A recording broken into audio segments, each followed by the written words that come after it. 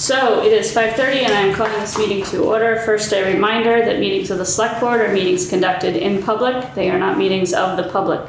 Nonetheless, members of the public shall be afforded reasonable opportunities to express opinions about matters conducted by the Select Board, so long as order is maintained. The rules for public comment are: at the conclusion of a Select Board discussion on an agenda item, but before any action is taken, there may be 10 minutes afforded to public comment. Comments made by the public must be addressed to the chair or to the Select Board as a whole and not to any individual members of the Select Board or members of the public. Members of the public must be acknowledged by the chair before speaking. If a member of the public has already spoken on a topic, they shall not be recognized again until others have first been given the opportunity to comment. Order and decorum shall be maintained throughout the meeting. Personal, impertinent, threatening, or profane remarks will not be tolerated. For those who are participating via Zoom, please note that chat is not an appropriate avenue for public comment. All public comments must be made verbally when acknowledged by the chair. Please silence all cell phones. A reminder to all that this meeting is being recorded and may appear on the internet. So, do we have any adjustments to the order of the agenda? I have none. Does anybody on Select Board have any adjustments? Okay, can I hear a motion to approve the minutes of July 26th, 2023? So moved. Oops, I'm on the wrong thing here. I am sorry. It's the approval of minutes of August. I was reading the minutes when I said that. Approval of the minutes of August 9th, 2023. Can I hear a motion for that So one? moved. Okay. Can I have a second? Second. All right, it's been moved and seconded to approve the minutes of August 9th, 2023. Does anybody have anything they need to change?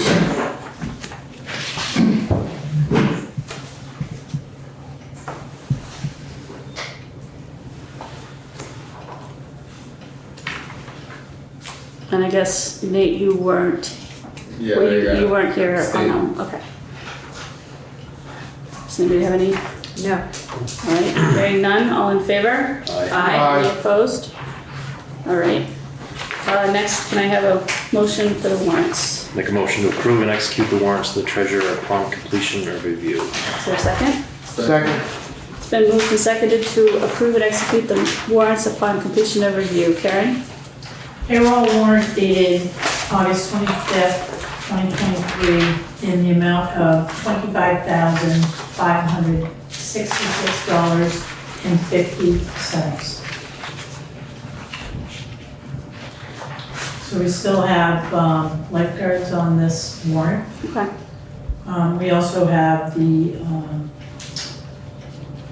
rec league, Oh, the two people. okay, yeah.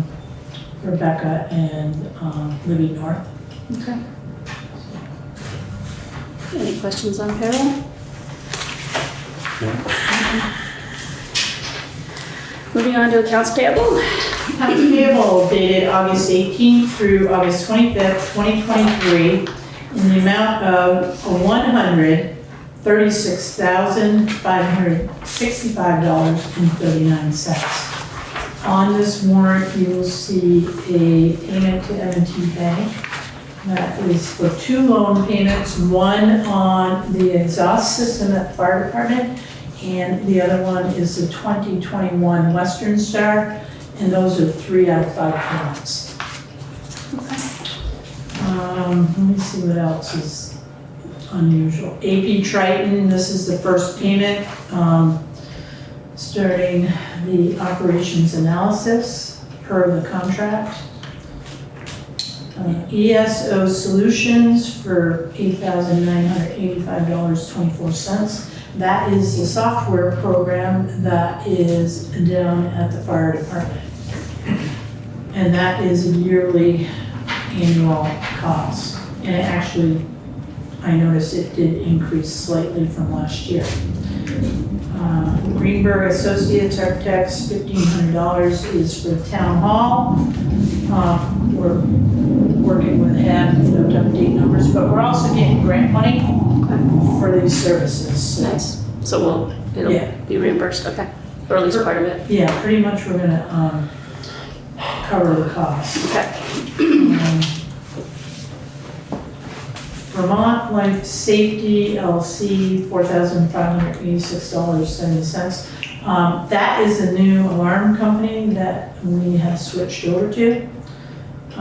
Those are multiple buildings, so town hall, library, fire department, wastewater treatment plant, and the town garage. Okay. So they also take care of extinguishers, fire extinguishers, so. And they're now doing our sprinkler work, is that? They were working on the sprinklers, so I would, So we got rid of, I'd have to say yes. okay. Some taxpayers' names on here, is that from overpayments? Yes. And I do have a report on taxes, so, but, That's always fun. yeah. Anybody have any questions on the warrants? Hearing none, all in favor? Aye. Any opposed? All right. Next is public comments on item not on the agenda. Does anybody on the select board have anything to say? Yeah, I just want to report that evidently I've been, my email has been scammed, I've been breached. And so I know people have been getting emails specifically about Selectboard, which is so fascinating. They must have gotten, anyways, so just don't pay attention to any emails that you receive from me asking you for money. I will not be doing that, so. I wouldn't give you money anyway. I know. I love you. Does any of the rest of the select board have anything to say? All right, I have a statement. It's long, so hold on to your hats. Wait, did we miss this one? Is this still public? I'm speaking before I'm letting the public speak. It has recently come to our attention that a petition has been submitted asking that this board rescind the zoning permit issued to Wyndham Windsor Housing Trust to construct affordable housing on the land adjacent to the Putney Community Garden. Let's just get that part out of the way before I continue. The Select Board does not have the authority to rescind zoning permits, and consequently we cannot consider this petition. Our town attorney has confirmed this. For those who enjoy reading statute, the relevant citation is 24 VSA 4472. Now, let's talk about land rights in Vermont. The parcels currently owned by Gateway Associates are private land. Let me say that again. This is private land. Owning land comes with a bundle of rights. Those are the right of possession, the right of control, the right of exclusion, the right of enjoyment, and the right of disposition, also called fee simple ownership. In other words, landowners can do whatever they want with their land with two exceptions. One, the town can levy taxes on it, and two, it is subject to federal and state statutes and, more locally, our town zoning regulations. There is no community process to check landowners' rights. This parcel does not belong to the town, nor does it belong to the community. And while the current landowners have very generously allowed the public the freedom to walk on it and enjoy it, and even have a community garden and a farmer's market on it, it remains private land, with the landowners retaining the full bundle of rights as any other landowner in town. Like any other landowner in town, they could have posted it and not allowed anyone on it. They could have planted it to trees, or hayed it, or put animals to graze on it. They could have put a fence around it, or built a private residence, or put up solar panels, or a Dollar General, or a parking lot, as long as they continued to pay their property taxes and those uses conformed with federal and state law and our town zoning regulations. They didn't. They decided to sell it to a housing trust. That was their right as private landowners. You, the public, and we, the select board, do not have a say on who private landowners sell their land to or for how much. They do not have to sell it to you or someone of your choosing because you think you have a better use for the land. It's not your land, it's theirs. Now, let's talk about the permitting process. Wyndham and Windsor Housing Trust, which will soon be the new landowners entitled to all the same bundle of rights as all other landowners in the state of Vermont, decided that when they finally own these parcels, they want to place housing on it. Go figure. So they went through the process of obtaining a permit to allow them to do so. Again, you, the public, and we, the select board, do not have a say on what kind of structures a private landowner may put on their land. That would be a very different permitting model. That would be permits by popular opinion. Imagine wanting to add a deck to your house and having to go to town meeting to seek permission from your fellow citizens to do so. What if they didn't like you? What if they decided it wasn't anything personal? They're not against decks per se, but they felt you already had too many decks. What if they think decks are bad for the environment? What if they think you haven't lived in Putney for long enough? Fortunately, to build a deck or any other structure on your land, your project just has to conform to the rules in our zoning bylaws to get approval to build it. That process doesn't question what kind of people might set foot on your new structure or if your new structure will bring in the right amount of taxes. It is based on a set of standard rules no matter what your name is or where you came from. It's a process that tries to balance land rights with town goals in the most objective way possible, with a robust appeals process that goes all the way up to the Vermont Supreme Court. Our zoning bylaws apply to every landowner equally and do not bend to the opinions of a vocal minority. They are applied in a statutorily defined process by appropriate municipal panels. In our case, that process goes through our zoning administrator and our development review board. The select board and the voters have no role in this process. Now, let's talk about this petition. Regarding the unsubstantiated and frankly malicious allegations that members of the DRB, the Planning Commission, and the Select Board variously engaged in underhanded tactics in order to push this project through, I'd like to address some specific pieces of misinformation which continue to circulate and are vaguely referenced in this petition. One is that the DRB and/or the Select Board reduced the size of the DRB shortly before the WWHT permit was issued. This is false. On February 26, 2014, the Select Board voted to reduce the DRB from a 9-member board to a 7-member board. On March 9, 2022, the DRB, with a vote of 4 out of possible 7, 5 of whom were present, with 1 recusal, unanimously approved the project. On March 23, 2022, the Select Board reduced the size of the DRB from 7 to 5 because of issues with recruitment and known ongoing issues with recusals due to conflicts of interest. March 23 is after March 9th. Let's repeat that. March 23 is after March 9th, every single year. The year 2014, likewise, is 8 years before 2022, which was way before this permit was a twinkle in anyone's eye. There is no narrative that can make this timeline work in any other way. Another is that there were multiple and ongoing conflicts of interest among members of these boards. This is also false. While 1 member of the Select Board and 1 member on the DRB did have a vested financial interest on the sale of the property in question, each time this subject came up, these members properly disclosed their conflict and recused themselves. Every time. I know. I was there. Another is that the Planning Commission changed zoning bylaws in order to accommodate this project shortly before the permit was issued. Specifically, that the parcel was zoned commercial and then rezoned residential. The town did not rezone the Gateway project land from commercial to residential. Putney does not have a commercial-only zoning. The parcel in question has always been zoned village residential. What the Planning Commission recommended and what the Select Board voted for after a duly warned public hearing was to reduce the minimum lot size from 15,000 square feet to 10,000 for public water and sewer lots to support the potential of the neighborhood development area designation. The proposed Gateway project fit within the existing minimum lot size before these changes were made, so the conspiracy theory that the Planning Commission and the Select Board voted to change these rules to make the project conform is untrue. Also, those changes were voted on in April of 2021. The permit was not applied for until December of 2021 and wasn't granted until March of the following year. In other words, the project was designed to conform to our zoning bylaws, not the other way around. Again, if we follow the generally accepted view of how time works, This narrative cannot be construed in any other way.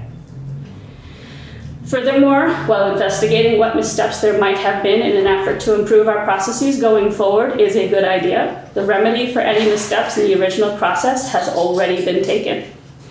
That remedy was appealing the DRB's decision to Vermont Environmental Court and then the Vermont Supreme Court.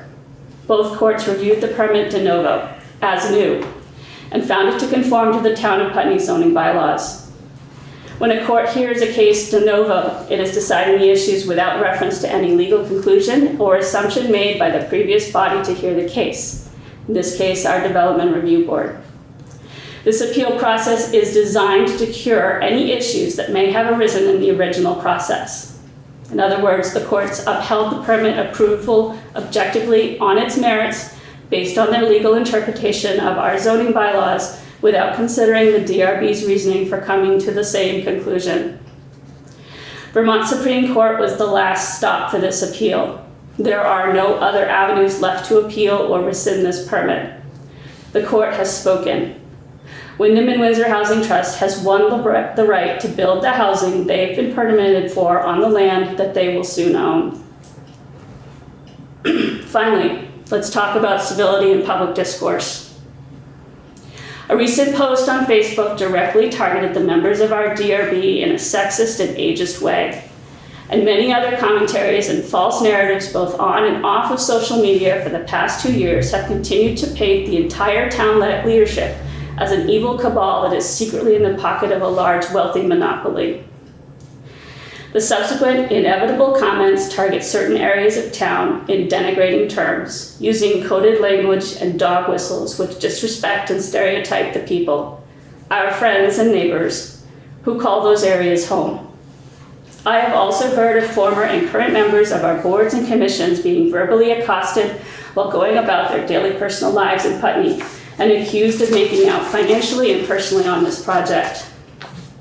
One individual told me they have received hate mail. Another told me it's just par for the course. But it should not be par for the course. Healthy disagreement and discourse is one thing. Threatening and bullying is another. That is not okay. I expect better of Putney. Those comments and that sentiment and that downright disrespect for fellow town members and hardworking volunteers is not the Putney I know and love. Furthermore, when false allegations are publicly made against individuals and organizations on social media and elsewhere in order to tarnish their reputation, it is defamation and libel, neither of which are protected speech under the First Amendment. We are all members of this town, no matter where we live, or how long we've lived here, or who we rent from, or what positions we hold. I will say again, this particular issue has been arbitrated by our highest court, and they have spoken. It is over. It is time to move on. We have other issues we need to work on. I see a lot of energy and engagement right now around housing, which is great, but it is not being applied in a constructive way, and it is not looking forward. Please begin to use your energy in a way that truly helps form our future in Putney. Now, I would like to give 10 minutes to this particular issue for the public, and then we will move to other public comments not on the agenda. Would somebody time? Us? I'll send it. And I'd like a list of people who'd like to speak. Laura? Mr. Fairman. Mr. Fairman? Anybody else? Emily Payton. Is there anybody else online? Laura Chapman? Sue Coakley? Is there any other hands on this line? Nobody else online? All right. Laura Campbell, you're up.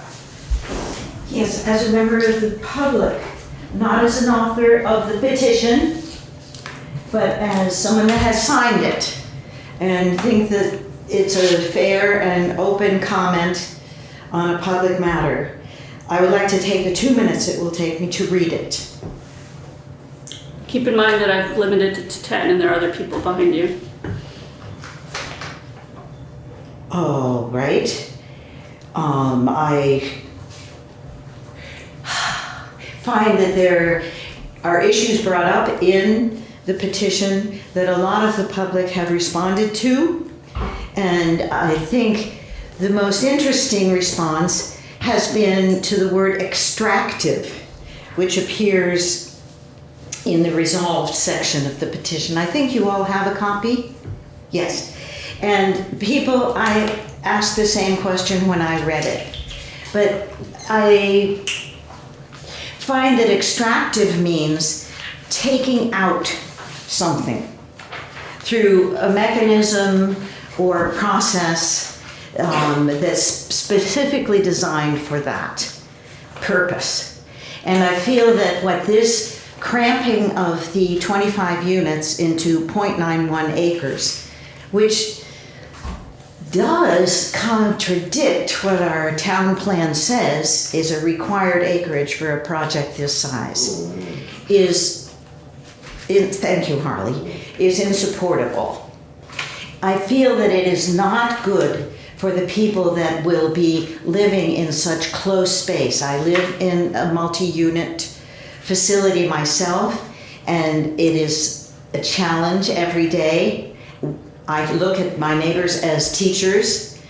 So I feel that it's not good for the community because it extracts personality and character and beauty from this community. I feel that it's a slap in the face not to have the petition recognized by the select board, who had the final say on the permitting process. Am I wrong about that? You are wrong about that. We do not have any authority over the permitting process. This is the question I was asking myself for 2 years. Is it the DRB? The DRB was the first step in the process. It went to environmental court and it went to Supreme Court. The process is over. Okay. So we did exceed the limit of 5% of the registered voters, and the signatures keep coming in. People respond to asking the select board to withdraw the permit and review the DRB decision. If you can't withdraw the permit, we can do as well as to allow time for the Vermont Council on Rural Development community-driven task forces to bring the community together to consider alternative solutions and locations for projects this size. Okay. Thank so, you. as I said in the beginning of what I said, per VSA, I'll find it again. The relevant citation is 24 VSA 4472, limits the remedy to the DRB, the environmental court, and the Supreme Court. The select board has no authority to rescind zoning permits. Consequently, we cannot consider the petition because it is not legal.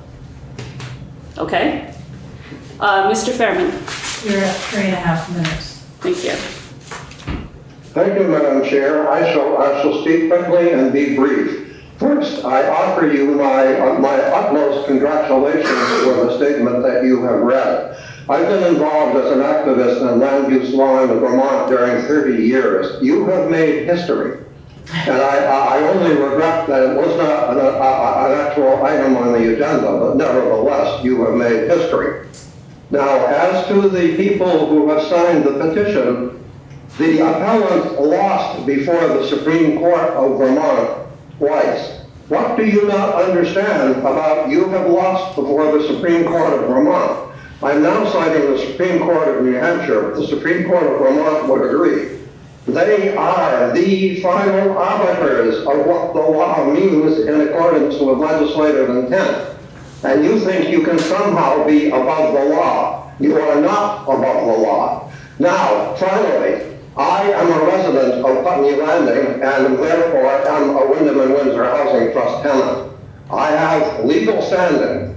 I have documented the defamation that has been occurring online. I can I can and quite possibly shall bring a legal action and defamation against the people involved. I'm now consulting legal counsel in that regard. And by the way, the petition that has been presented is, as of now, a public record available for that purpose. Thank you.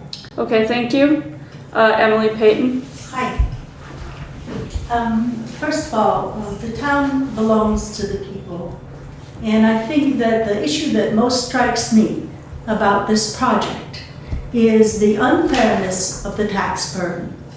That other town people who have 2 or 3 units or whose properties are valued at $460,000, the same value as 1 unit, are paying $10,000 or so in taxes a year.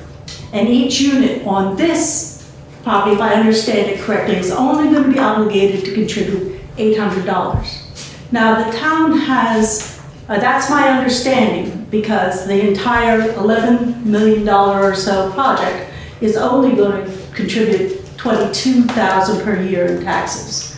To me, I find that evidence of wrongdoing and evidence of burdening the town with the townspeople with this project. If it's going to be an $11 million project, it ought to be paying something around $200,000 a year in taxes. Hey, Emily, Can we control this dog? Oh, he's ferocious. Come here. Yeah, but he's also distracting the select board. All right, let's pause it while we get the dog under control here. Allie, come here. Come on. We have 2.5 minutes left. Come here. Sit down. Sit. Wait. Thank you. Are you done with your comment? I had made the comment that I believe it's the select board's fiduciary duty, and if we cannot appeal to the select board, can we not appeal to the DRB? No. Laura Chapman. I actually hesitate to speak, but first off, thank you so much. Howard is correct. I think you made history in your statement. It was beautifully done, and it was factual, and I greatly appreciate it because it is much of the truth that we've needed interjected into these conversations for so long. And I hope that everybody gets to either hear or read it at some point throughout town. I hope that it's submitted to the local papers because it really needs to be put out there. These are the facts of this situation. But I also want to speak to the fact that I think many people don't realize the crisis that we're in right now because we're all comfortable in our homes. I know of 2 people living in their cars in Putney right now. I know of more than 1 person living in a barn. I know of people that are tenting. The fact that this is even a conversation when we have over 200 people in our county living in homelessness at the moment just breaks my heart. And I really hope that everybody can check their privilege for a moment and think about that, because every single person sitting in this room has a home. Not everybody in this county does, and not everybody in this town does. And they can't come into this room and speak easily like we can. So, just a reminder on that. Okay, thank you. We have one more person, Sue. I know we may be going over That's time. okay. Sue, you're up, and then we're going to move on to other public comment, not on this item, other items not on the agenda. Sue. Yes, thank you, Madam Chairman.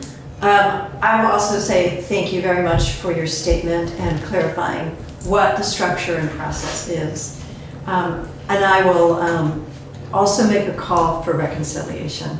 We have urgent crises facing our town. We have a lot of goodwill in this town to address them. It's a housing crisis, it's a crisis of poverty, it's a crisis of climate change.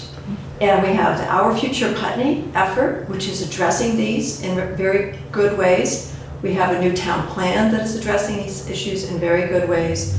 And what we need are volunteers and people to work together to address the goals and objectives we set out to solve these problems. Thank you for your statement, and I look forward to working with the whole town to address these issues and bring us together in a collaborative way. Time for reconciliation. We don't have time to be angry with each other and making harsh statements. Thank you. Okay. So, so that ended the portion of our public comment about Wyndham Windsor Housing Trust specifically. Mr. Fairman, your hand's up. Are you talking about something else? Yes, ma'am. Okay, go ahead. Recalling a select person Alden's comment a bit earlier that if I understood correctly, her email account has been hacked. Did I understand correctly? Yes. Okay, I would simply add to the cautions that she raised. No, everyone should not click or tap on any link in those emails, because that is how malware gets installed and how ransomware gets installed and so on. In other words, just delete the email without touching anything. Thank you. Thank you. Yeah, and the particular situation has happened to me as well. What it is that somebody's impersonating, in this case, Peg, as a select board member. If you look carefully at the actual email, you'll notice that it's not her email address. And it says something to the effect of, can I speak with you discreetly offline and, respond to this message because I'm in a meeting or something like that. They're not really good attempts at phishing, but they are phishing nonetheless. And if you are, busy, they might fool you for a second. Are there any other public comments online on items not on the agenda? Is there any public comment in the room? Emily? I would like to open a discussion about hand counting the ballots on the 2024 election. I've contacted the clerk with a request to either witness or be part of it, and I was denied that opportunity, and I was told that I should just simply trust the machines. And one of my biggest concerns with the election process in Putney is that the mail-in ballots have QR codes. They're not exactly called QR, but they look like QR. They're smaller codes that the in-person ballots do not. And then there's an assertion that the machines are not accessible because they have no ports. But that is an easily refutable assertion. So the clerk has said that I can witness the testing of the machines, but that's simple, and that the machines are more accurate than the people counting.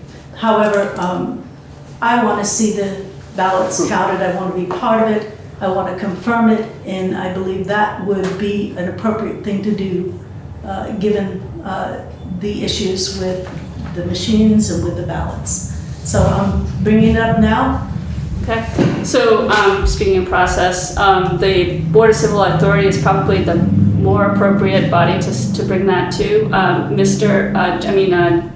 JJ is online. Do you want to speak to that at all? Sure, I stand by everything that I've communicated with Emily. Aileen, I've copied you on those emails. The machines are better in every way than hand counting. They're more accurate, they're faster.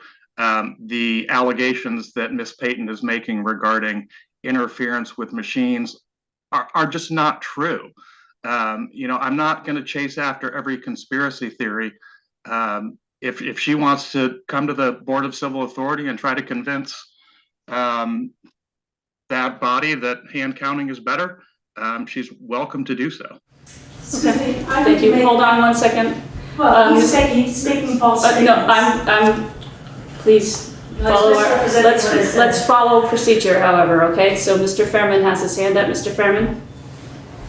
Madam Chair, I don't have the actual citation of Vermont statute handy, but under Vermont law, the public must be able to view the counting of ballots, whether by machine or by hand. And provided that they stay behind, there's supposed to be a barrier and do not in any way interfere with it. In other words, the public has the legal right to observe the counting of ballots. And therefore, the previous speaker's concerns are simply invalid. Thank you.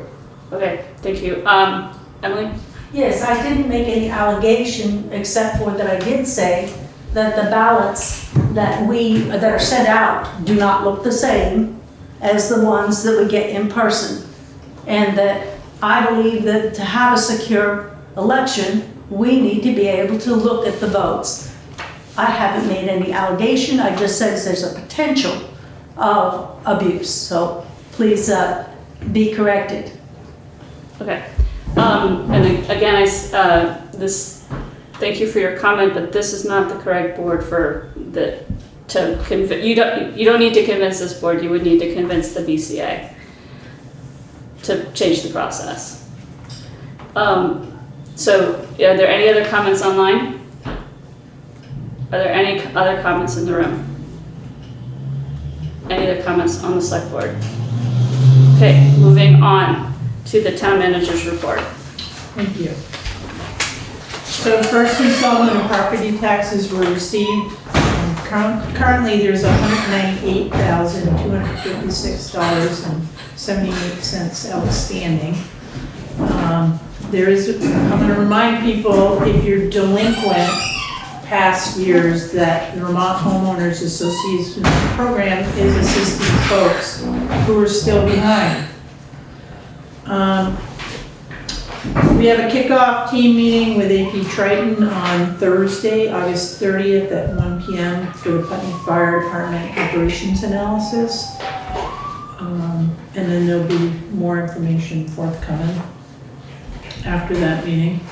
Reminder, the town plan public hearing is tomorrow evening via Zoom or in person at the Putney Friends meeting at 6:30, or you can attend via Zoom. Met with Chris Hayes today. He's with Simon Operation Services, LLC. We discussed the 20-year evaluation, a second well, fee structure, and/or updating the current ordinance, which is dated 2007 for the sewer. And the water is 2011, more recent. The water rate policy was adopted in 2004, along with the water system operating rules and regulations in 2004. So we definitely need to be looking at an update. There is a grant that we're going to try to go after to do all of these things. So Sue and I are going to be meeting on Monday to discuss that further. Sue Coakley and I. I filed an insurance claim to VLCT Passive for the well pump, and the circuit board total with labor is $16,313.70. So I'm working through that process. Hopefully we'll get reimbursed. I have ordered a backup pump for the well. Good. It's $300 more than the one we bought in March, but if anything happens, we get a backup. And there's money in the operating account too, so I'm comfortable with that decision. KRT Appraisal, who's doing our town-wide reappraisal, is still waiting for Patriot to do the conversion. So okay. KRT will follow up with Patriot, and they're going to get back to us. We signed the contract back on January 25th. So it's getting late in the season, especially with winter coming. They need to convert it before they can do the property inspections? Apparently. Yeah, it's a whole different platform. Well, this is good to know, because Brattleboro's planning to go Patriot too. Okay. I'm wondering if they're just busy, but They might be busy. everyone's busy right now. Right. Town fair deadline for early bird is August 30th next week. Dates are September 26th, 27th in Burlington for the town fair. Information is on the VLCT website. Folks shall let me know if you plan on attending. It also requires a delegate at the annual business meeting on Tuesday, September 26th at 1 p.m. if this board wants to send someone. So this is a, for the delegation specifically? Yes. Yeah, so this is I was the delegate, I think 2 years ago, and I'm not sure I don't think we ever had one last year. I don't think so either. So basically you would go and you would act as part of the passive board to vote on whatever changes or bylaws they're making to it's basic, at the end of the day, it's their insurance policy. I did it the first year I was on the board. It was completely over my head because it was insurance. But if anybody wants to be part of that delegation, we can warn it on the agenda, and you guys, one of you can go and vote on insurance writers and other things. Okay. Yeah, so September 8th is the deadline for that. Okay. But I think we have time to sort that out. All right. The pool is closing on Saturday, August 26th at 6 p.m. It was a busy summer. We had 7 different camps. Wow. We will have to troubleshoot a potential leak, which may be underground. But we're gonna be working on that on Sunday. So I don't wanna say any more, because no update on the town hall renovation. I'm meeting with Lisa Papazian and Sue Coakley on Monday to discuss funding, and so I have on that. And I also want to mention too many times we hear complaints about how something looks or something should be done, and not very often we hear a thank you or a nice job or that looks wonderful. I want to share that, and we've had many compliments about the town hall garden. Mm-hmm. And we've had a team of gardeners out there working since spring, and they're doing an amazing job. And let me tell you, Naomi Ullman and her crew, people walk up to Naomi and they get her phone number because they want her working in their yard. And I'm really impressed with the work they've done. And we are working on a pollinator garden. Nice. For the south side of the building.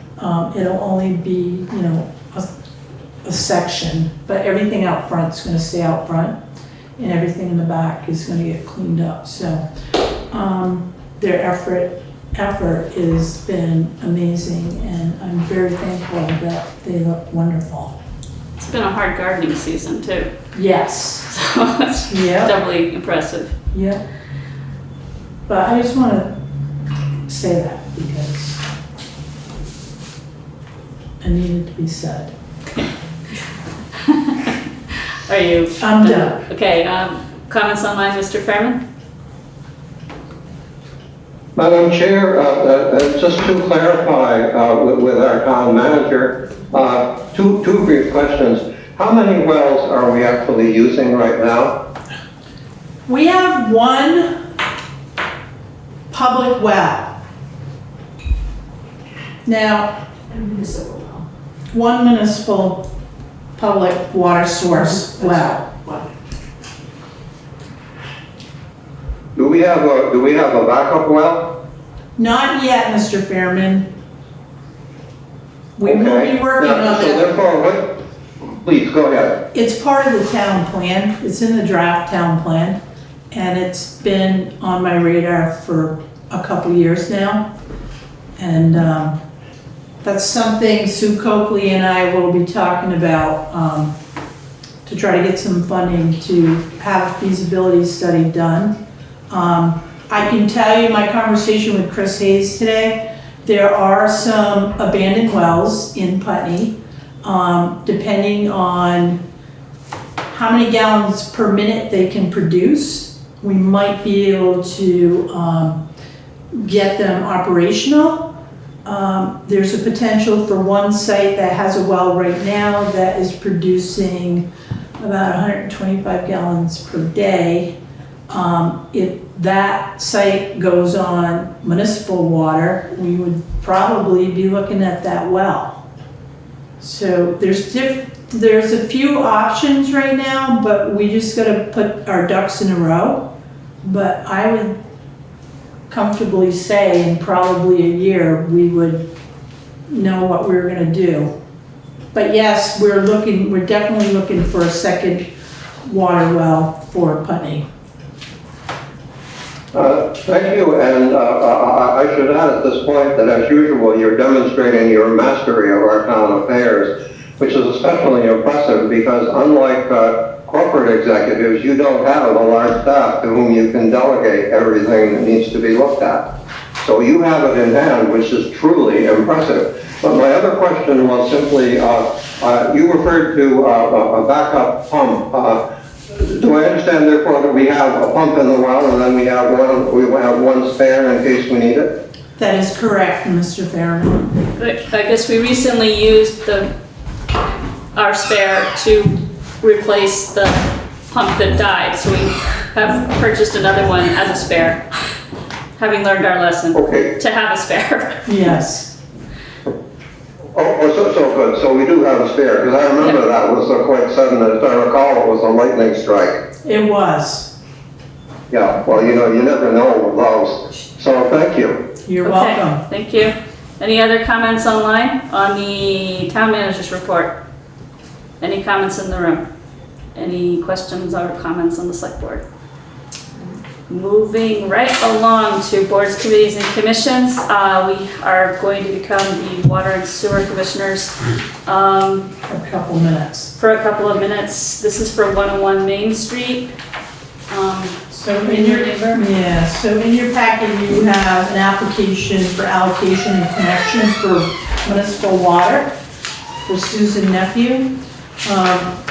So she was just permitted for 4 units at 101 Main Street. She has a private well, so she's asking to hook up to municipal water. She's paid the connection fee and the application fee. She had a reservation. Okay. So, All set there. right, so she will be going, she's gonna need 4 ERUs, equivalent residential units. And the reservation covers all of them. The reservation, the bond will be 4 units. Okay. Okay. So it'll be billed 4 units Yep. for water bond and then the metered rate. Okay. And there is ample allocation to add this property onto municipal water. Had that conversation too today. All right, so basically, we don't have any concerns over this. Nobody. I have no concern about it whatsoever. All right,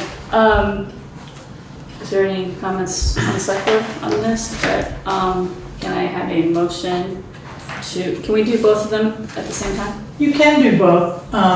So the sewer, she's already connected to sewer. So she's just upping her. So she's popping her allocation, she's increasing it from 1 to 4. Okay. And that'll be 4 flat rates. All right, well then, can I hear a motion to approve the increase in sewer discharge and the request for water connection at 101 Main Street? So moved. I have a second? Second. Okay, it's been moved and seconded to approve the increase in sewer discharge and the request for water connection at 101 Main Street. Is there further discussion among the board? Is there any comments online about this connection? Any comments in the room? I'm sorry, what's your name? I'm Susan. Oh, hi, I'm sorry. I'm really bad with names and faces, so. I never moved so I didn't know it, so it's okay. I just want to say thank you if you let me have it. All right.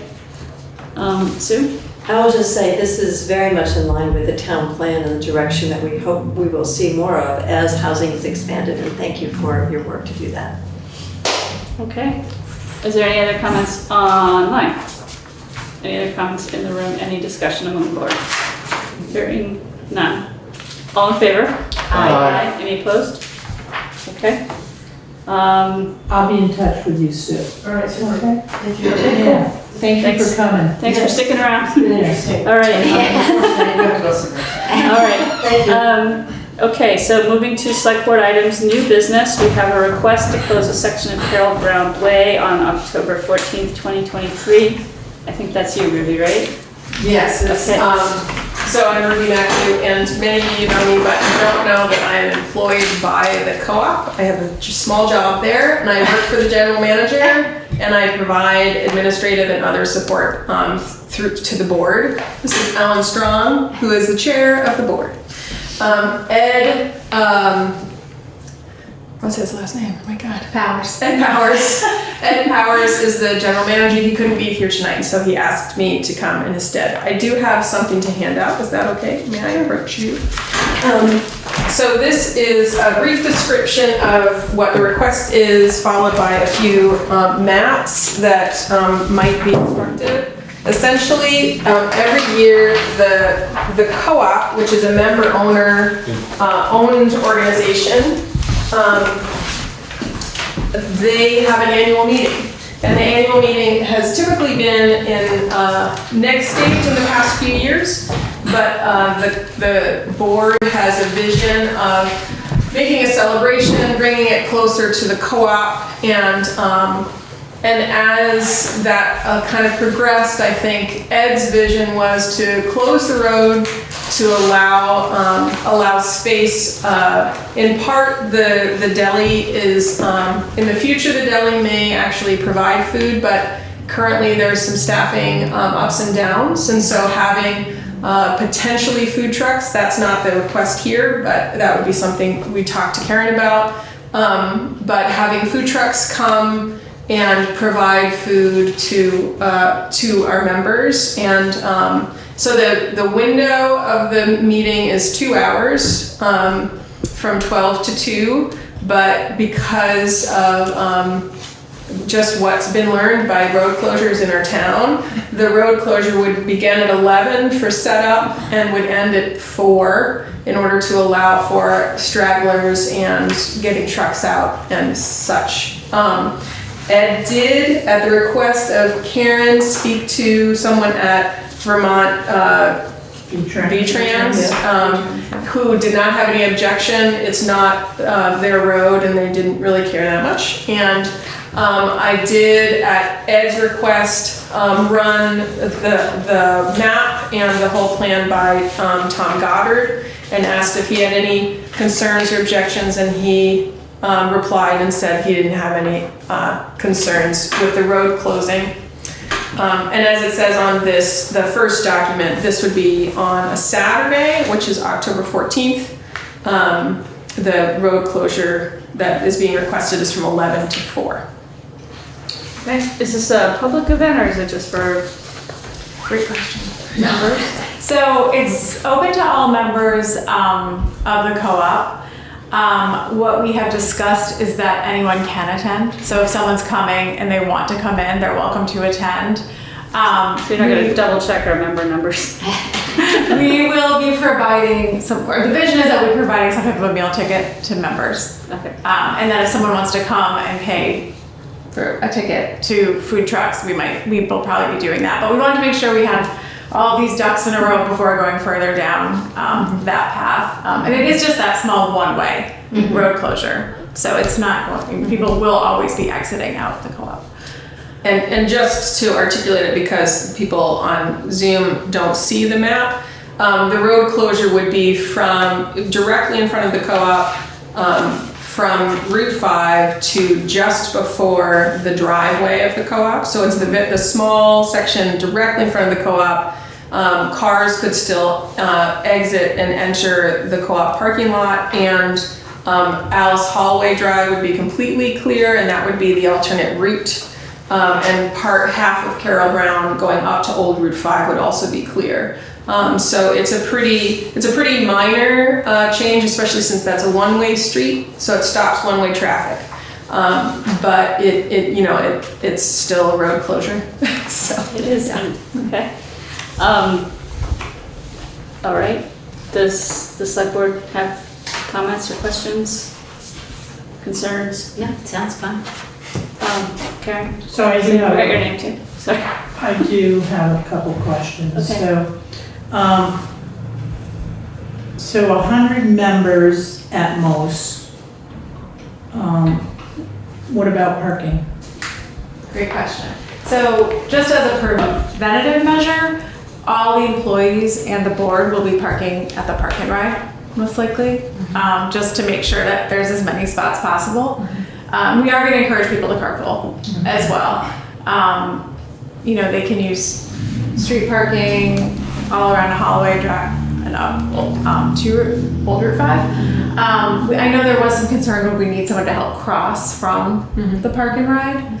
I'm not sure. I think we, there was discussion at a board meeting, and if we were highly concerned about parking, the idea was proposed of we could direct people to park in the park and ride, and if we did that, we would talk to Tom. We might want to have someone stationed or something that slows people down there. But I think our hope is that, I mean, when it says 100, really, but I've been taking minutes for this board for like 12 or 13 years, and the most that I think we've had is 80, and that was like way before the pandemic. We've had 20 to 40 when it's been in person. Ambitious. This is ambitious, and I think on a Saturday, from a member perspective, I think we would still likely be within the maybe 60 to 80. The additional folks might be people that were already there. I would imagine the parking need would be similar to the most robust of the farmers markets, which are able to be accommodated along Hallway Drive and Carroll Brown. So Okay. Handicap parking would be in the co-op parking lot?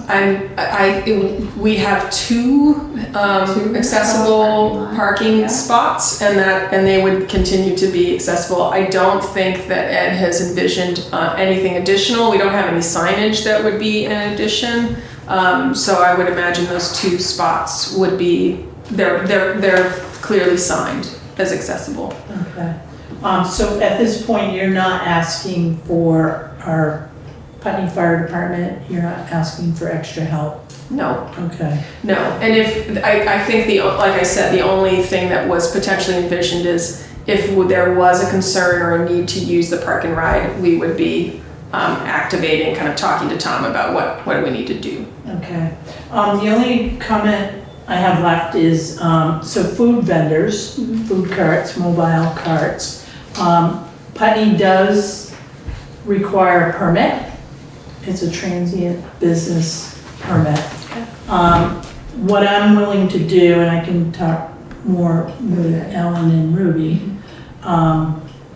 if they have 3, if they are permitted by the state, because they're supposed to be, it's a liability too if you don't have a state permitted food cart. I'll do a general permit for that day. So if it's 3, if it's 6, as long as they have all their permits in hand from the state, then I'll just do a general blanket. Yeah, and I think that Ed and I have did some brainstorming. We haven't reached out to anyone yet because we wanted this process to be complete, but the food trucks that we were envisioning approaching are ones who, you see at farmers markets. They're at the food truck roundup. They're ones who I think would fit the bill. And so I think we're completely happy with that stipulation, that need. Ed has vetted the ones that he's looked at to make sure they have state permits. Yeah. All right. And the map or layout of the close-up map is really just a rough, it could change, but that just gives you an idea of how many trucks they're thinking, how much space would be envisioned, and a few different other tents and tables and music that would be provided. Kind of like a farmer's market. Okay. In the street. Yeah. All right. Other comments on the board, questions, concerns? Comments online, Mr. Fairman? Madam Chair, this is a very good idea, and mindful that some very good people have already looked this over thoroughly. I just take the liberty of mentioning, make sure that they look out their landing pad on Alice Hallway Drive doesn't get blocked. Because living right under where they come over about 100 feet up, I know when they are there, they have, when they're over where I am, they have committed themselves to land there. So they need it open, whatever needs to be done to ensure that. Thank you. I think that's a good idea. Thank you, Mr. Fairman. I will pass that on to Ed and have him talk to Tom. Yeah. That would be as simple as putting up some cones with some do not block. Right. So yeah, that's a good suggestion. Any other comments in the room? Any comments online? We haven't made a motion yet, have we? So can I hear a motion to close Carol Brown Way from Route 5 to the entrance to the Putney Food Co-op on October 14th, 2023 from 11 to 4? So moved. Can I have a second? Second. It's been moved and seconded to close Carol Brown Way from Route 5 to the entrance of the Putney Food Co-op on October 14th, 2023 from 11 to 4. Any other discussion among the board? Any other comments in the room? Any comments online? Hearing none. All in favor? Aye. Aye. Any opposed? Okay. Thank you, ladies. All right. Sure. Next is the Putney Municipal Response to Reappraisal Order Review, Comment, and Approval. Do we have a lister here? We do not. Jordy had a prior commitment. All right. In your packet is a brief memo Okay. from Jordy. All right. You want me to read it? Sure. The townwide reappraisal order. Nearly a year ago, the Lister's office anticipated the reappraisal order recently received from the state. It was clear from the trend in sales that both our CLA and COD would fall, those are the common level of appraisal and the coefficient of dispersion, would fall outside the acceptable parameters, and that an order to reappraise would be forthcoming from the state. With that in mind, working with the select board and town manager, we solicited reappraisal proposals from state-approved contractors. We now have a signed contract with KRT Appraisal from Haverhill, Mass. The contract stipulates completion by the time we launch the 2024 grand list. As part of the reappraisal process, the state requires Form RA 308, which has been filed and accepted, and this agenda item, the municipal response to reappraisal order form. Okay, so what are we doing here? Just, I don't see a signature page on it. there's a board of listers. Right. So they should have already done that. Here's the contract. Oh, it's on the first page. So the Putney Municipal Response to Reappraisal Order. So must be signed by the chair of the legislative body of the municipality or their designee. So you,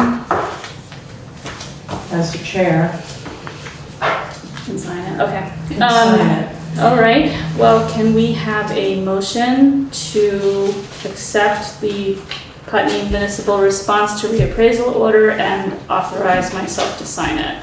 So moved. Second? Second. It's been moved and seconded to approve the Putney Municipal Response to Reappraisal Order and authorize myself to sign it. Is there discussion on the board? Is there comments online about the reappraisal order? Any comments in the room? Hearing none, all in favor? Aye. Any opposed? All right, is that in here? I don't know if it's in there or not, but you have my sheet.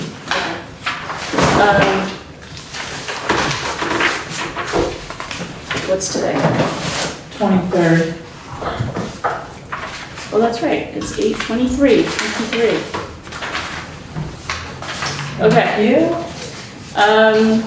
The next piece is to revise website proposed, revise is a company, right? Yeah, revise. Okay. Revise website, proposed contract review, comment and approval. Okay, so this is in your packet. I was gonna move ahead with signing the contract, but for transparency purposes, I'm gonna ask the board to make a motion. There's been a lot of discussion in the past year about our website. And what we don't like about it and what we'd like to see different. So Kim Monroe took the liberty and created this website upgrade project list, and basically sat through a lot of demonstrations, and I sat through a couple with her. She's got design costs, annual fee, support, it costs money to change from one website to another. So long story short is we like Revise. I'm gonna tell you right now, Gov Office, their price, we've been paying $1,800 a year. Their price is gonna go up to $4,000 a year. A lot of municipalities are switching from Gov Office, and I've actually shared this spreadsheet with about a half a dozen towns. Nice. So our recommendation through our research is to approve Revise for a 5-year contract at $11,080 for the entire contract. It will be split over the 5 years. It ends up being $4,200 a year, which is below our $5,000 threshold. And I think we're gonna have a better product. It will allow us to send emails and text messages. And it does have an alert system, so if people wanna be notified, that's gonna happen as well. There's some other features that I'm not gonna look at right now. I think this is a good start with this company. I've looked at other towns like South Burlington, they did their website. Our new employee, Rachel Ryan, actually was looking on different websites too, and she got excited about Revise's designs as well. So as the new communications liaison with her feet on the ground and transitioning to a new website, the timing is perfect.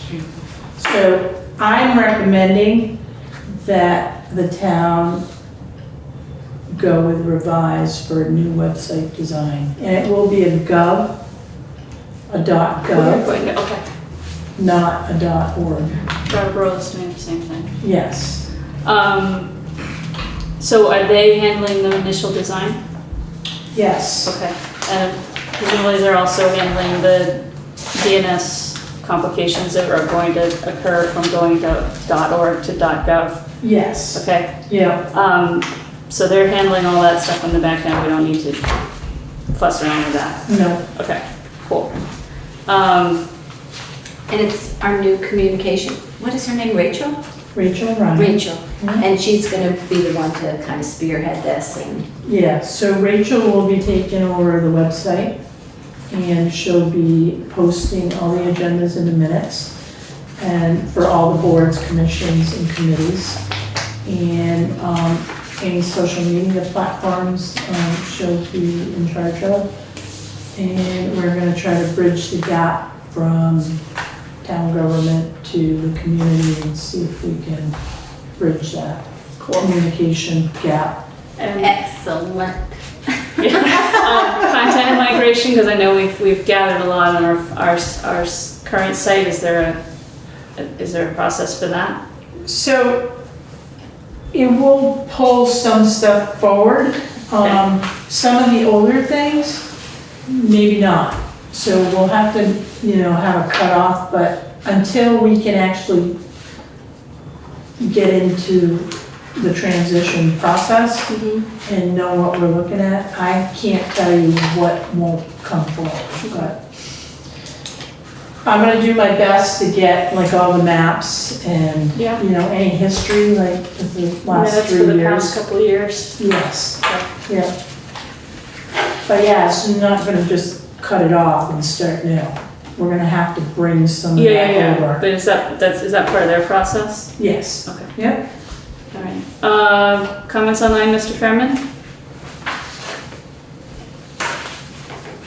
Madam Chair, I probably should mention for anyone who doesn't happen to know that I've been doing this professionally some 60 years now.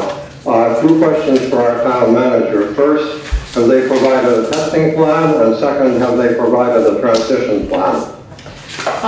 So what's gonna happen is, we're gonna be working with them, it's a 24-week process.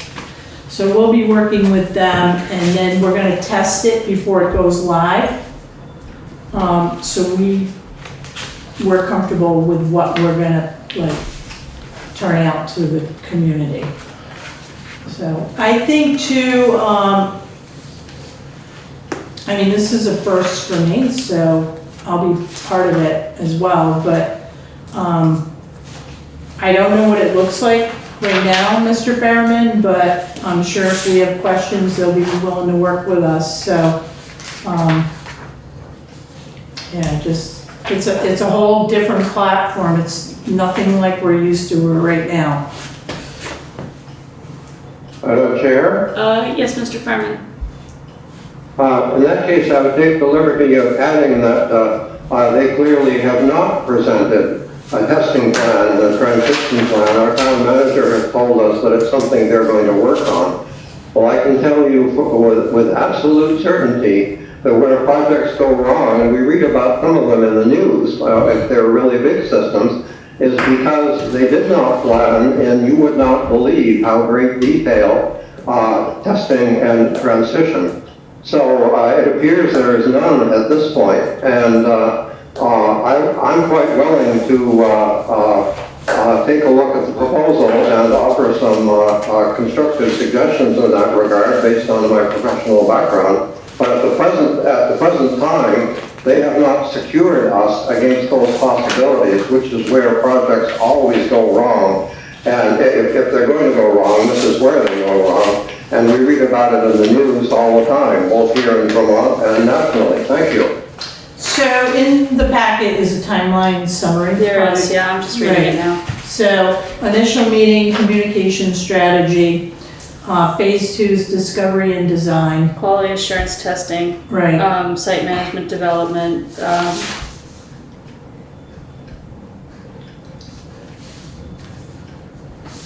With training, content migration, so. Madam Chair? 1 second, Mr. Furman, I'm trying to read this fast. Take your time.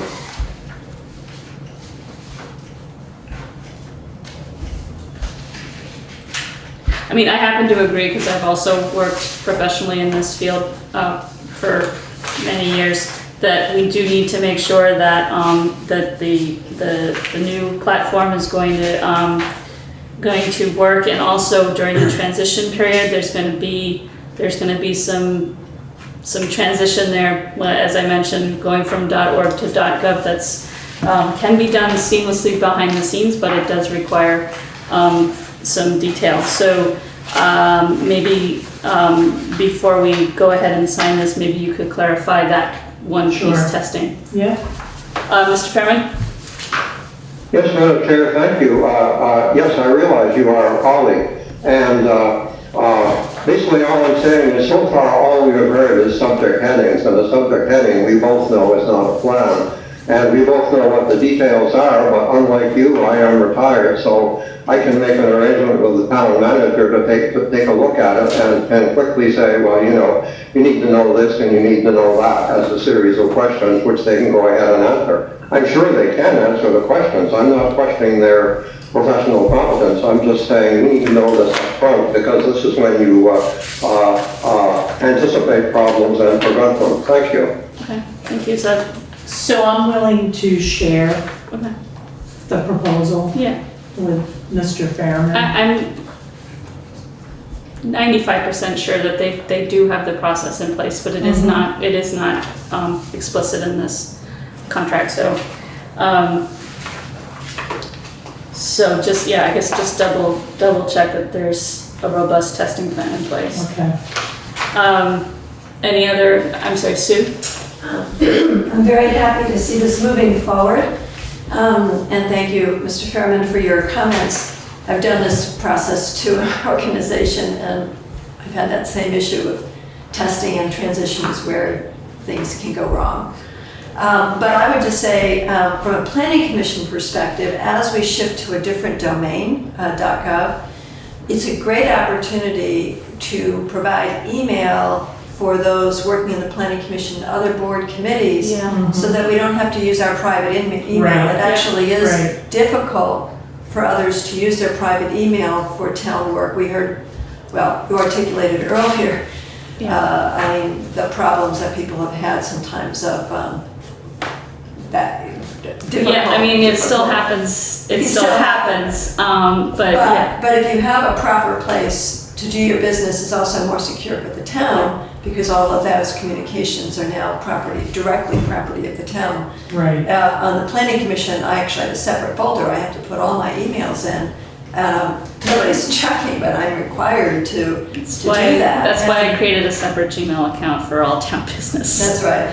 So if we can all go to .gov, that would be wonderful. And it also makes transitions on commissions and committees easier, because it can be planning commission chair, Right. you know, whatever. There's ways to do it so that it isn't about the person's name, but the position.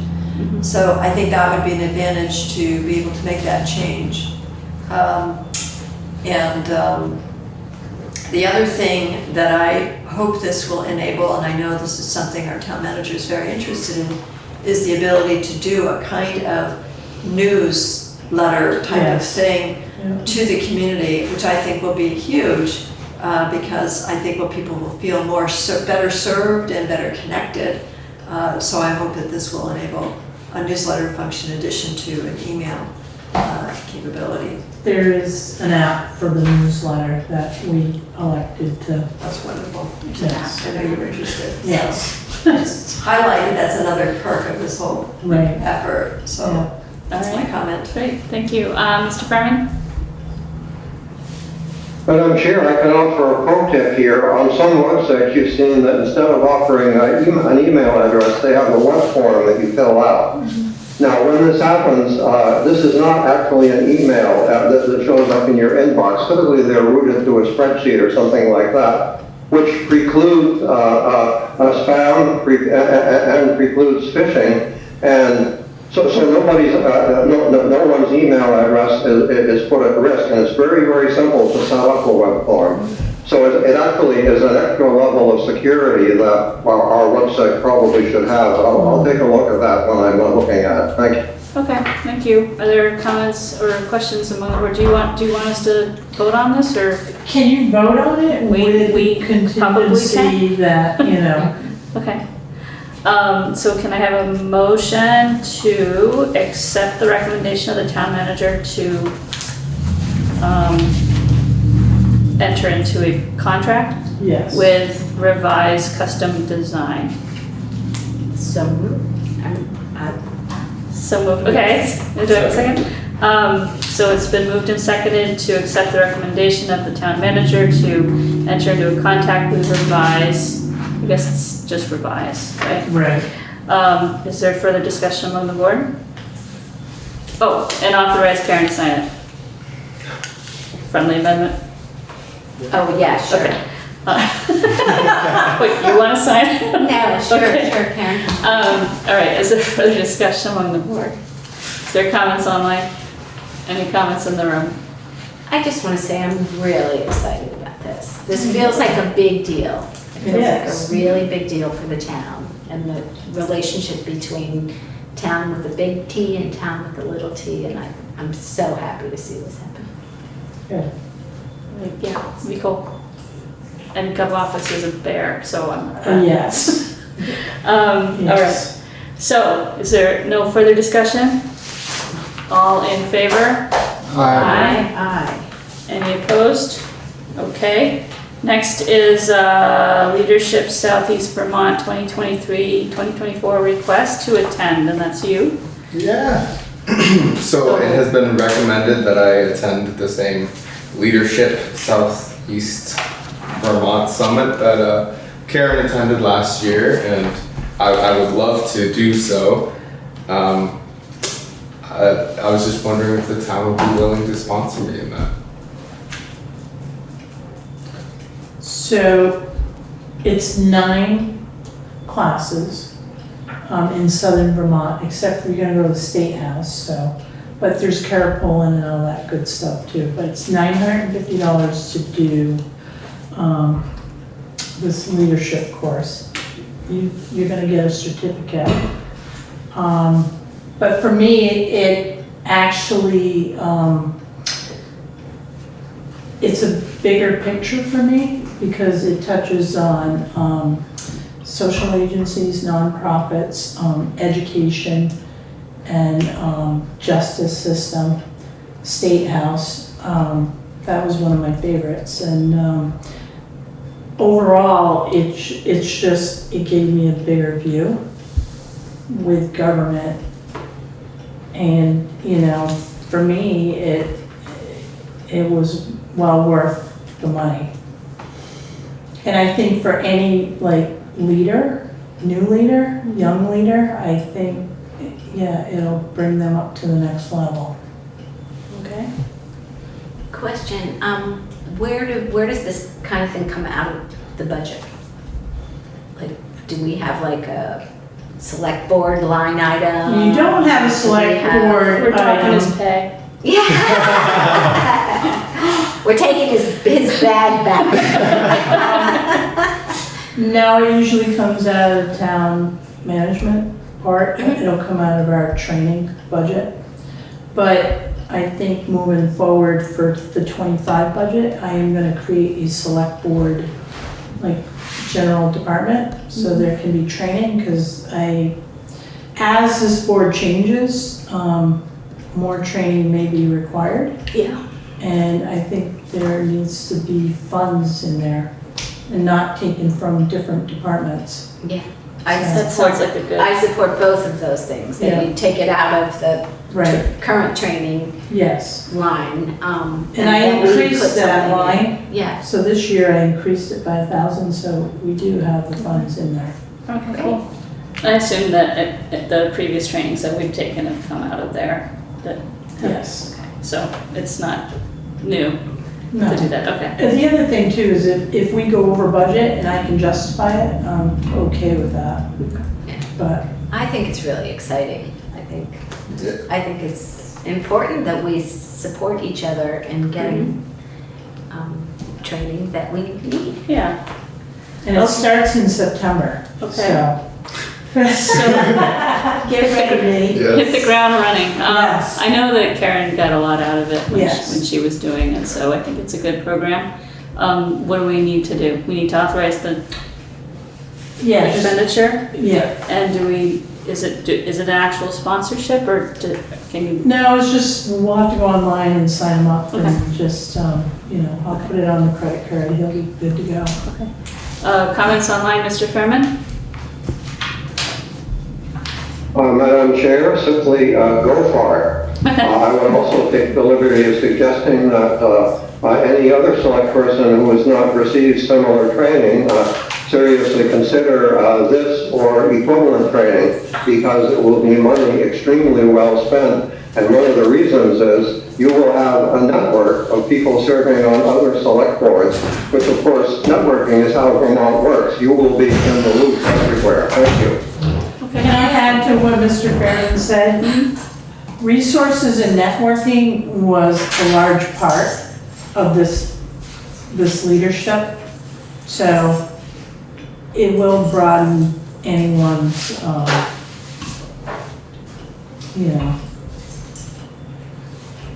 you know what I'm trying to Horizons, say. yes. You know what I'm trying to say.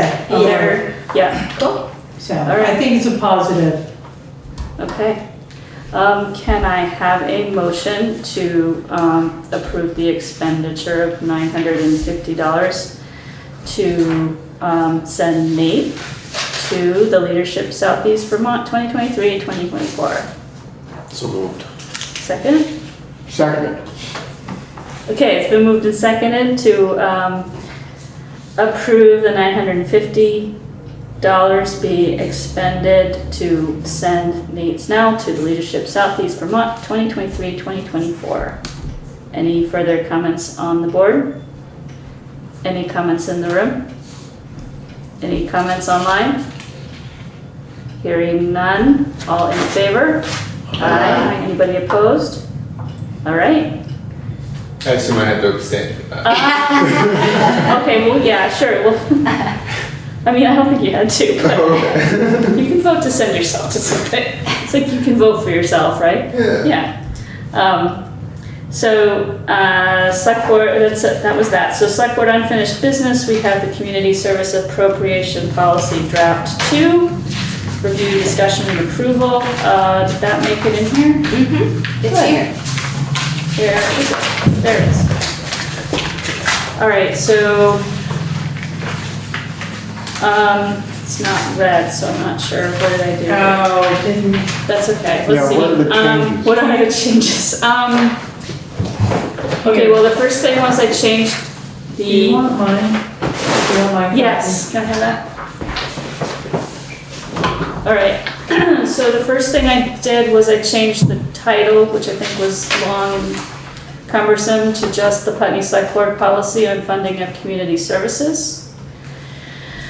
And then, I think that was a prior change, but nonprofits who are deemed, we're appropriating money to area nonprofits who are deemed to be providing a public service. Oh, I think we shortened it from public service or good to just public service. Right, you took out or goods. For a large number of Putney residents. Also included is a proposed list of those nonprofits. And then each October, let's see, I changed 3 to 2 because I missed that the first time in number 2. Again, we shortened public service or good to just public service. We still have a question on what is a significant level of public services. And I didn't have notes on that, and our minutes didn't give me a good sense of, I know we talked about it, but I didn't have a good sense of what we had decided on that. So we'll have to talk about that again. Let's see. Yeah, again, it's just shortened public service or good to public service. All nonprofits within a classification, I think it says will receive the same amount of funding, and we shortened that to equal. Nonprofits, I think I added, no, I guess I didn't. Oh, no, I did. I added number 7, new nonprofits may petition the select board to be added to group A or group B. They shall fill out the same questionnaire as the existing nonprofits. The select board, number 9, the select board shall review the list of proposed nonprofits every 3 years. Before that, we had a kind of a 5 years and maybe send it to town meeting, and we decided, no, we're not doing that. And on the questionnaire, all I did was change from, or I added, on number 1, I added last year. Right. So it says briefly describe the services your agency provided to Putney residents last year. So those were the changes. We still have to format that in. We do, and I also would like to send this, I would like to have another quasi-public hearing to have public input. I don't think we didn't invite anybody in Group B or Group C, and I have a feeling we didn't, I think we kind of left out Putney Community Cares by accident in the discussion. So we should they should be able to have a chance to weigh in on this, because that changes I think that changes their funding pretty significantly. Yes. So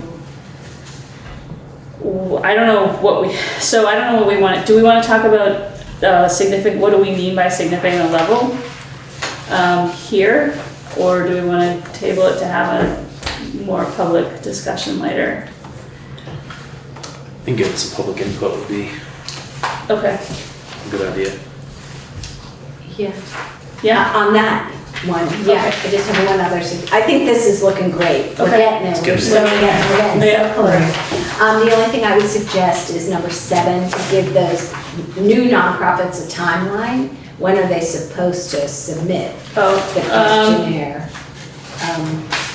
Did we say that at all? Yeah, we put a date on there because Kim has to have the questionnaire. We have it on the questionnaire. It's on the back. Yeah. Okay. Yeah, but they would need to know They would have to when need to know, they yeah. are supposed to. Well, this says November, does that ever change? Yes. Changes like by month, or does it change? Well, it depends on when we send the letter out. So there's a process for collecting the reports. Yeah. Then I just think we should say there, they shall fill out the same questionnaire with the same timeline as the existing nonprofits, just so that they're Right. aware that there's somewhere they can go to find out what the timeline is. Okay.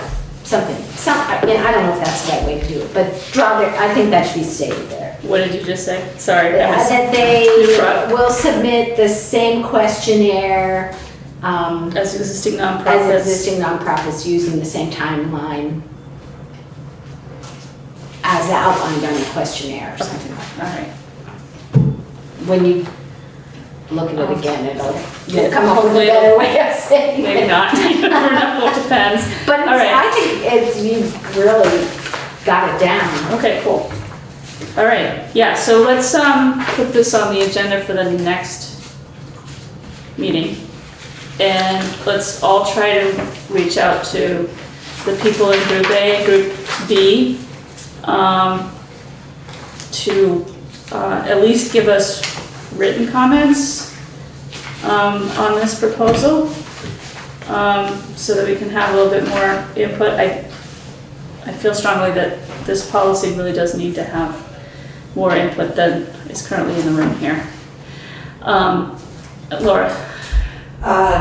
Just to give a little bit of input, and I do know Putney Community Cares is aware of it, Okay. but they may I didn't specifically, I want forgot to formal put. awareness. Yeah, With the agency questionnaire, I'm kind of guessing that this is closer to the original questionnaire that has been used in years past. it's pretty close.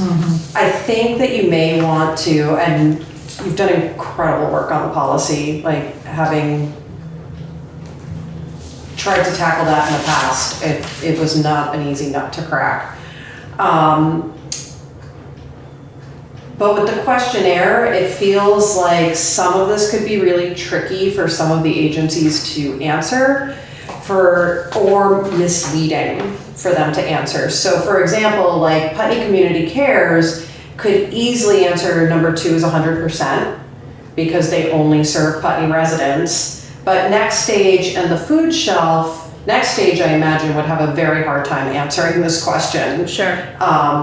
And the percentage of their budget that's used to serve Putney residents would probably be a very difficult question to answer. And for the food shelf, it's a misleading question because the percentage that we serve of Putney residents has some fluctuation to it, but we may actually serve, and not to put this in a competitive frame at all because it's not, but we may serve more Putney residents directly than maybe Putney Community Cares does, even though they're 100%.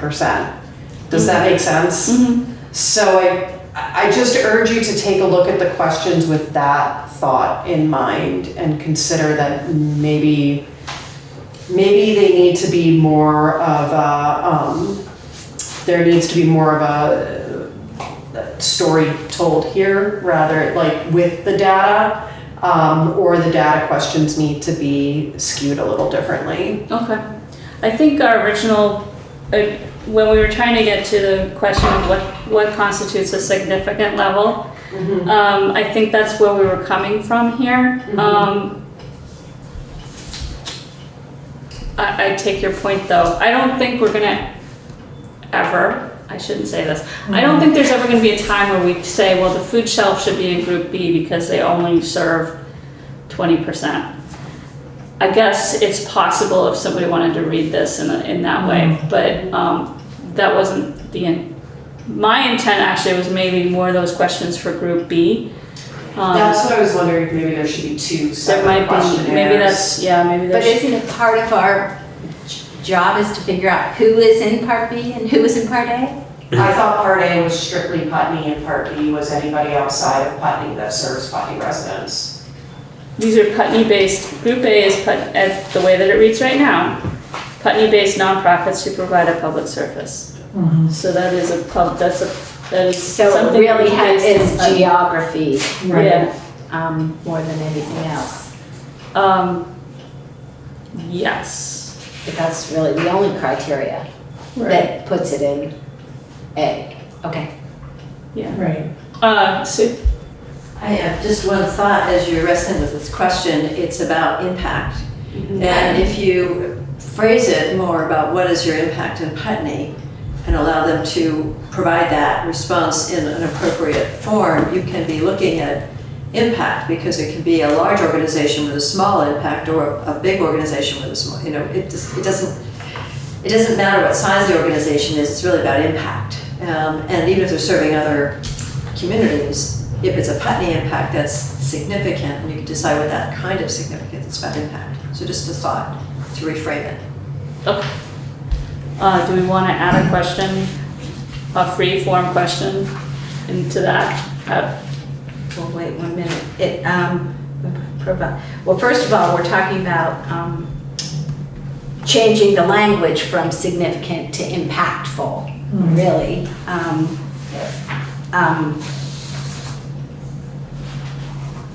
And so that gets rid of that significant concept. I mean, But it's still subjective. Well, it's always going to be subjective. We can't not make it subjective. Right. But I think, it gets us a little closer to getting the information we need to make a decision.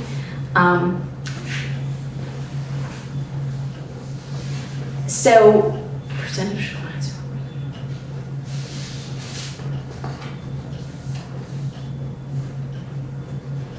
Yeah, it seems like it's a separate question. It doesn't replace any of these questions, because we need to know what their services are, and then we know the impact of their services on Putney residents. Right, so it's kind of like, What is your what does it impact on Putney residents? so does that replace the percentage of clients? Do we care what the percentage of clients is, or do we care more about the impact? I don't know. We put that there to get at how many Putney residents there were, so maybe that does replace it. I mean, I'm not sure we care about what their total budget is either, do we?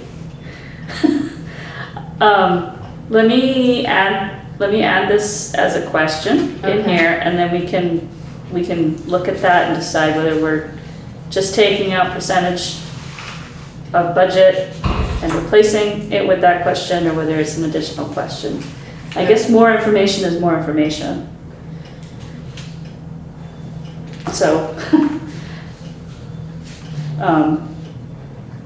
and maybe it does need to be a separate questionnaire. If you're trying to get into Group A, then these are the questions we would ask. And if you're trying to get into Group B, these are the other questions we would ask. Because really the only question for Group A is, what is your mailing address? Like that, as it's written right now, Well, it's really, are you a Putney-based organization? Who provide a public service? Right, Yeah.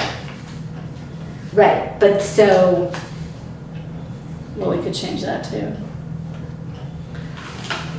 It's not set in stone. I know. Okay. But as it is now, that's really the deciding factor between A and B. Yeah. Yeah. So I have a question. Yeah.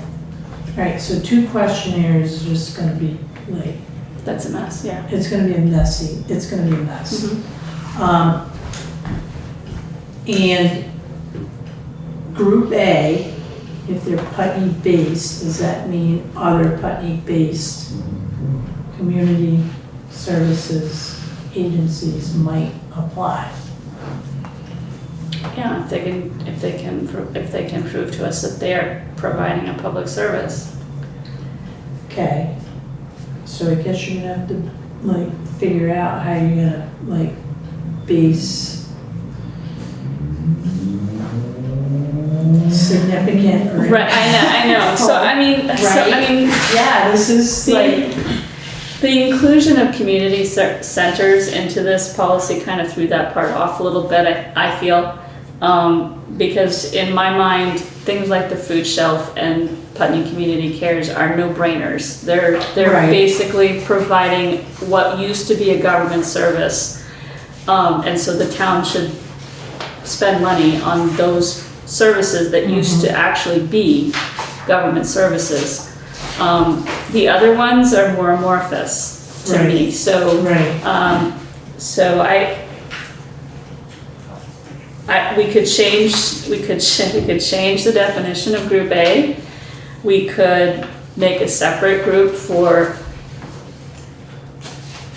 the food shelf and Putney Community Cares. We could do that. Or we could change the definition. I don't know. I think, I mean, to me, it comes, we have to decide if, like some other towns have put into their policies, and we looked at some of those examples, we have the option to say that we want this money to serve the more vulnerable people in our community, or use some language to that effect. I don't know. I don't know if that's the way to go. Okay. You know, Well, because if we look at it that way, then it does make it easy. You know, it does create a dividing line. right.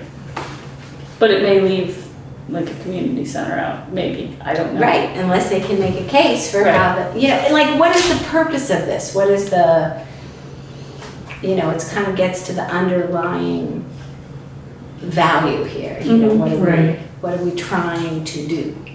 Yeah. So, Yeah, I was gonna ask I just Sue. have one other thought of that, but of course I'm going to say, it's about implementing the town plan. Right. Which provides an overall framework. I mean, it has strategic priorities and it has very specific action plan that we're still vetting out, but it is objectives, policies, and actions to achieve overall goals that the state requires and aspirations that the community has identified. So tying it to implementing the town plan and action plan is a very good way, and is a good way of looking at impact that an organization is having towards that. And that's just what are we trying to do? You're trying to implement the town plan. And I agree with that, because like childcare, right? It is community service, you know? Although we don't have anybody in our group, but it could potentially. Not anymore.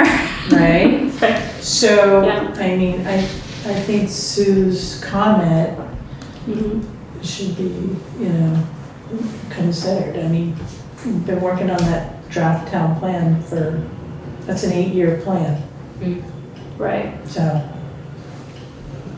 the changing point can be now. Well, do we want to percolate on the meaning of? I need to go read the town plan with that in mind. Well, maybe that's a good idea. That's part of what I need to do, because I don't know, does the town plan talk about homelessness in the town plan? Does the town plan talk about food security? And if it doesn't, then I don't want to tie this to the town plan, or I want the town plan to change to address those things, you know, so, yeah. The town plan does talk about equity and resiliency, and I think those are things to think about when you're crafting this. Do these organizations contribute to equity within our community and resiliency? You know, and that may open up some room for thoughts about community centers and how they contribute to that. Can you repeat And that could be more Sorry. clear. Can you repeat what you just said? Because I wrote part of it down. Equity and resiliency. Thank you. Yeah. Okay.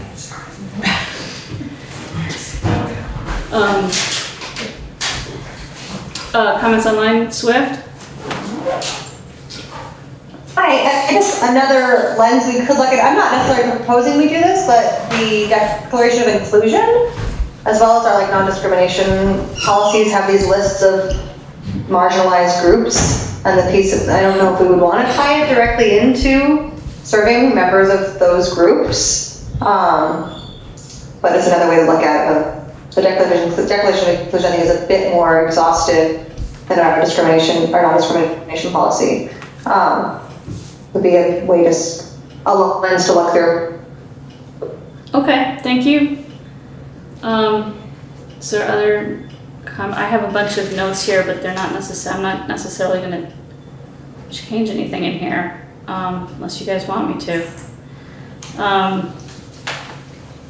I've circled a large number of Putney residents and I put down vulnerable, question mark.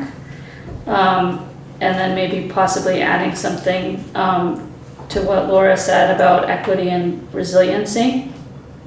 These organizations conforming to equity and resiliency, which would tie it into the town plan, it sounds like a little bit anyway. Changing significant level to something along the lines of impact.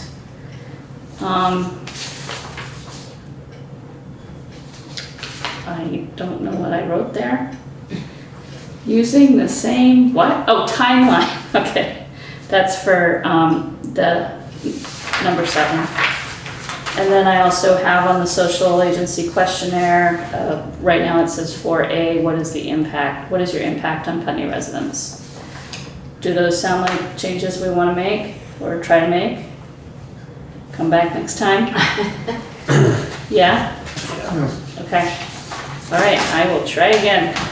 So let's put that on the agenda for the next meeting. And like I said, if we could try to reach out to people in Group A and Group B. Can I just add one, add a note there, because I'm not sure how I feel about the vulnerable language. I just put that as a... I know, but I'm the one who said it. Yeah. So I just want to add, maybe just put it with it, like something to do with basic needs. Like maybe that is another way to approach it, that this is about serving basic needs. Okay. Housing, food, safety from violence, those are the things. Okay. Yeah. Okay. Perhaps. I like that. Okay. We good? I've lost the agenda. Okay, do we have any other comments on the community service policy we are trying to craft? So we're gonna put that on the agenda for the next meeting. And I'm going to try to work on it a little sooner than Saturday, the prior. And then we'll try to reach out to everybody on the list. Can you send me a list, because I don't know that, or do you have contacts for, you must have contacts for everybody? Yes, we do. Okay. All right, so moving on, what are we doing? Appointment policy review, comment and approval. Peg, your name is on this. I think that was tabled, right? Oh, that's right, because Swift still has it. Okay, you guys haven't met, and you're not meeting until August 31st, right? Swift? Sorry, kiddo was yelling in the background. Can you repeat that? The appointment policy is still with you, right? And you haven't met? Yes. Okay. We're meeting on the 31st. Okay, so we're tabling that.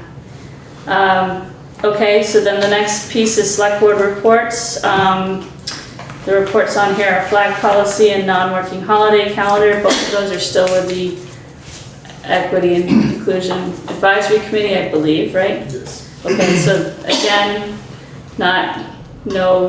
is there any progress on the flag policy, or? We invited more people to attend the next meeting to discuss that. Okay.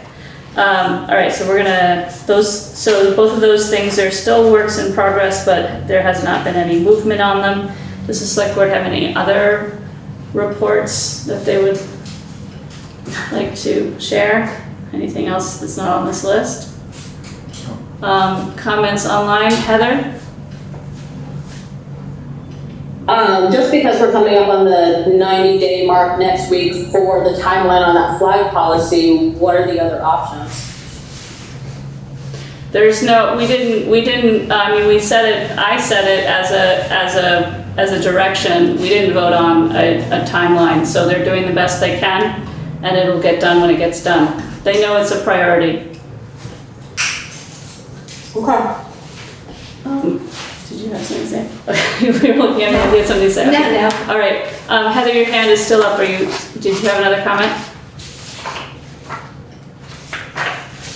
No, technological advances are beyond me. Oh, it's okay. All right, are there other comments online about the select board reports?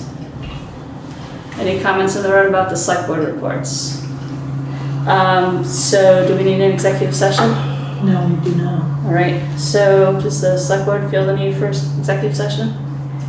I have a question Yeah. on that. I think we may, Do you want to have an executive session? very brief. We On, need to have, under what? yeah. Under which one? I'm sorry, what? Under which, reason? Rule. Is There- it, I is it think still it's here? in here. We can have an executive session on, oh gosh. This is, Employee, so it's, after okay, so it's under, general public knowledge, that would clearly place the public body or person involved at a substantial disadvantage under contracts, labor relations, arbitration, grievances, pending civil litigation. 2 would be the negotiating of a secure real estate purchase. 3 would be the appointment of employment or evaluation of public officers. That would be us or Karen or somebody else who qualifies as a public officer. And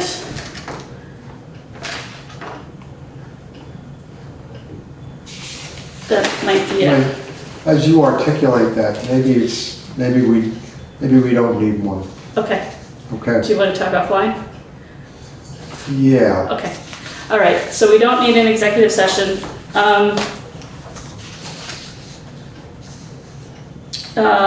So the next meeting is September 6th, 2023, online and in the town hall. Can I hear a motion to adjourn?